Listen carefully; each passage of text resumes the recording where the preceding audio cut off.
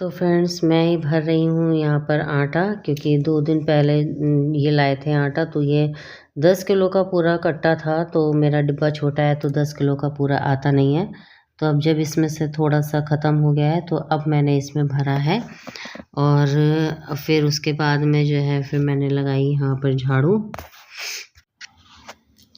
आधी झाड़ू मैं पहले ही लगा चुकी थी, फिर मैंने कि लाऊं आटा भी भर दूं, नहीं तो फिर दोबारा झाड़ू लगाने के बाद अगर भरती तो फिर कुछ ना कुछ गिर जाता। तो इस वजह से मैंने झाड़ू रोक के मैंने ये आटे का भी काम ख़त्म किया, और नहीं तो फिर रखा रहता।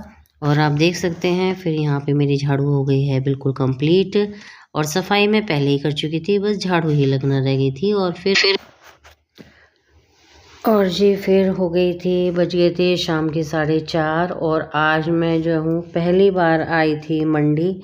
मैं नहीं आती हूँ मंडी, क्योंकि मैं जो दरवाज़े पर आते हैं सब्ज़ी वाले उन्हीं से ही ले लेती हूँ।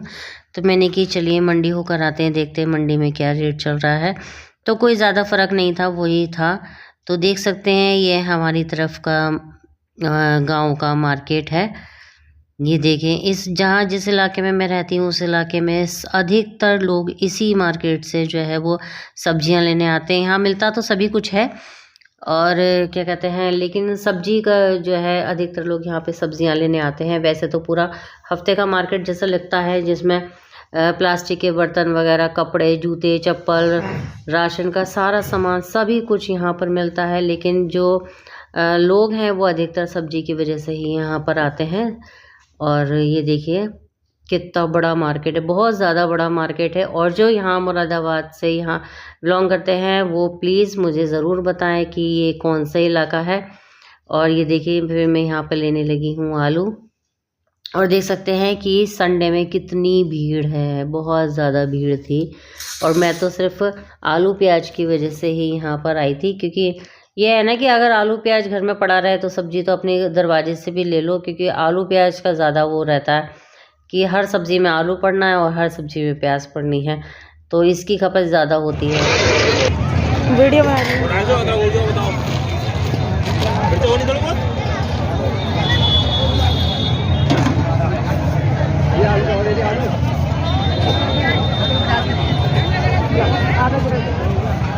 लो ये अलग कर दूँ मैं। और जी सब्जी लाने के बाद बज गए थे 7, और फिर मैं आई किचन में, और मैं यहाँ पर तैयारी कर रही हूँ चटनी की। तो यहाँ पर मैंने जो है टमाटर और लाल मिर्च और लहसुन को जो है वो पहले हल्का सा बस बॉयल किया था, ज़्यादा नहीं किया था। और फिर मैं आ गई भाभी के यहाँ पर चटनी पीसने के लिए। और क्योंकि पीसने को तो मिक्सी से भी पिस जाती, लेकिन जो इस चटनी का जो सिलबट्टे से जो टेस्ट होता है ना, तो वो बहुत ज़्यादा अच्छा होता है। और फिर ये कई दिनों से कह भी रहे थे कि नहीं ये वाली चटनी खानी है, और मेरी तबीयत ही खुद में ठीक नहीं थी, और मिर्चें पीसो ना तो मैं तो पहले एक तो वैसे ही ज़ुकाम, ऊपर से डबल ज़ुकाम हो गया तो इस वजह से मैं इग्नोर कर रही थी। फिर मैंने कि लाओ आज पीस ही देते हैं। आज मेरी तबीयत बिल्कुल कह सकते हैं बिल्कुल ठीक है, बस हल्का सा ज़ुकाम है, वो तो ठीक हो ही जाएगा। लेकिन हाँ, पहले जितनी तबीयत ख़राब हो रही थी उतनी नहीं हो रही है। और ये देख सकते हैं कि यहाँ पर पिस गई है मेरी फटाफट से चटनी, ये देख सकते हैं। और जी देख सकते हैं मेरी चटनी पिस के हो गई है बिल्कुल रेडी। तो हेलो दोस्तों, स्वागत है आपका आपके अपने YouTube चैनल स्वीट फैमिली में। बड़ों का आशीर्वाद चाहिए और छोटों से प्यार चाहिए। मैं ठीक हूँ और मैं उम्मीद करती हूँ कि आप सभी भी ठीक होंगे। तो फ्रेंड्स, आज का पूरा दिन निकल गया और मैंने व्लॉग की शुरुआत तो की ही नहीं, और मैंने अपने सारे काम निकाल लिए, लेकिन व्लॉग जो है वो मैं स्टार्ट ही नहीं कर पाई।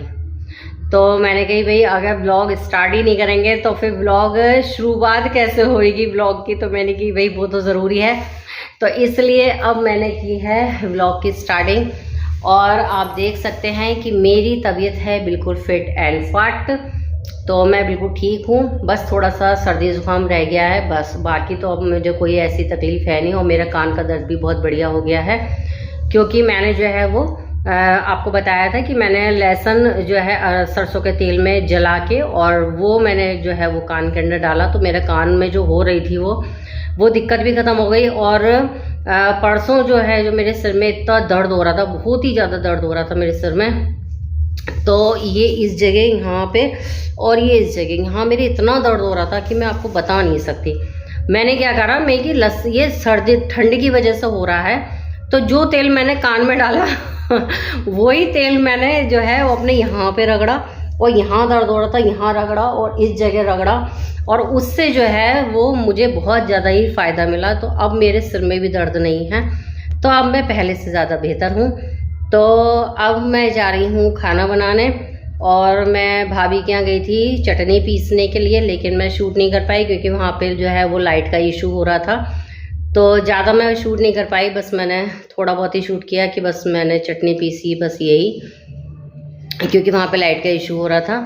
तो अब बज रहे हैं, ये देखिए अब बज रहे हैं 7:30।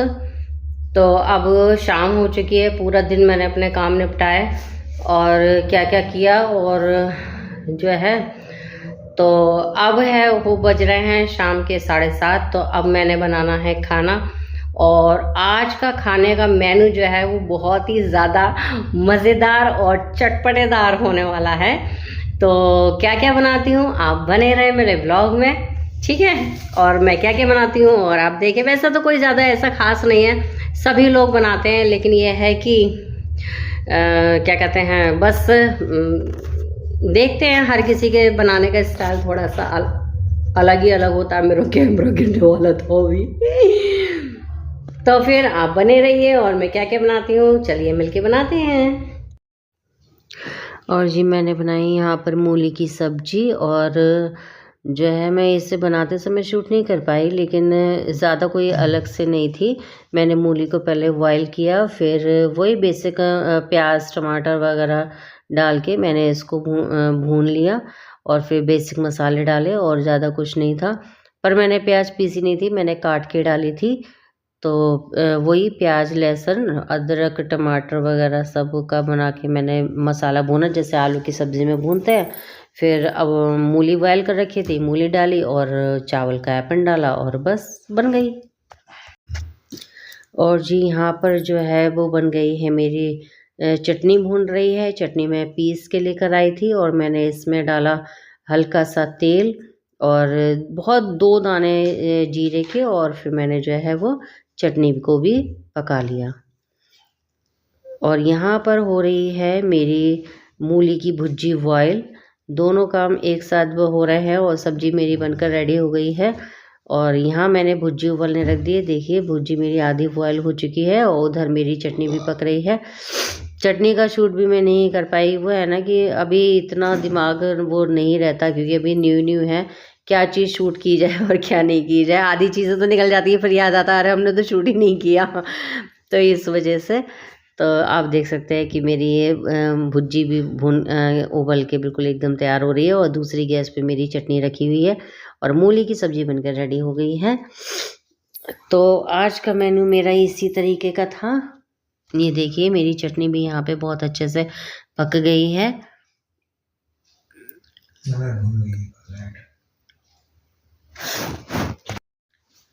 और जी इसके बाद मैं आ गई हूँ मूली की पत्तों की भुर्जी बनाने के लिए। भुजिया मेरी जो है वो बॉयल हो चुकी थी, फिर मैंने यहाँ पे वही वाला पतीला दोबारा से धो के रखा, और फिर मैंने इसमें डाला है सरसों का तेल, और सरसों के तेल में मैंने डाला है थोड़ा सा ज़ीरा, मैंने पहले डाल दिया था, फिर यहाँ पे डाला मेथी दाना,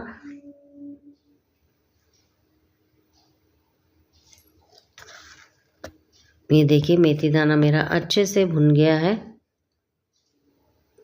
और फिर उसके बाद डाली मैंने हींग,